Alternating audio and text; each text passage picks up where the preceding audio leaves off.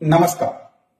बात जब प्राकृतिक आपदाओं की हो और चक्रवात का नाम उसमें ना आए तो बात अधूरी हो जाती है, क्योंकि चक्रवात एक प्रमुख प्राकृतिक आपदा है। आजकल आपने देखा होगा कि बंगाल की खाड़ी में एक चक्रवात आया हुआ है जिसका नाम है मोन्था। जब भी कोई चक्रवात आता है तो उसका कोई न कोई नाम होता है। बहुत सारे लोगों के मन में ये बात आती है कि आखिर ये नाम आता कहां से है, कौन रखता है नाम, कैसे रखे जाते हैं। तो आइए इसी को समझते हैं। लेकिन उससे पहले आपको एक मोटा मोटा ये बता दें कि चक्रवात जो होते हैं वो दो टाइप के होते हैं। एक ट्रॉपिकल साइक्लोन और दूसरा टेम्परेट साइक्लोन, यानी उष्ण कटिबंधीय चक्रवात और शीतोष्ण कटिबंधीय चक्रवात। बिल्कुल आसान भाषा में समझो, एक गर्म क्षेत्र के चक्रवात और एक ठंडे क्षेत्र के चक्रवात। जो ट्रॉपिकल साइक्लोन होते हैं वही सबसे ज्यादा विनाशकारी होते हैं, यानी जो गर्म क्षेत्रों में आते हैं, जैसे जो आया हुआ है।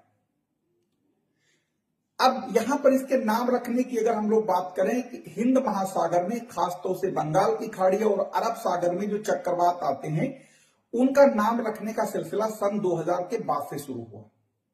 कैसे शुरू हुआ? आपने नाम सुना होगा विश्व मौसम संगठन, और एक नाम एशियाई प्रशांत के लिए जो संयुक्त राष्ट्र की आर्थिक और सामाजिक आयोग, यानी इन दोनों के एक संयुक्त प्रयास से एक पैनल गठित किया गया 8 देशों का शुरुआत में। आज उसी 8 देशों के पैनल में 5 देश और जुड़ गए। अब इनकी संख्या हो गई 13। यही 13 देश नाम सुझाते हैं, आगे बताएंगे कैसे। इन सबसे पहले तो इन 13 देशों को एक सीक्वेंस में यानी अल्फाबेटिकली अरेंज कर लिया जाता है।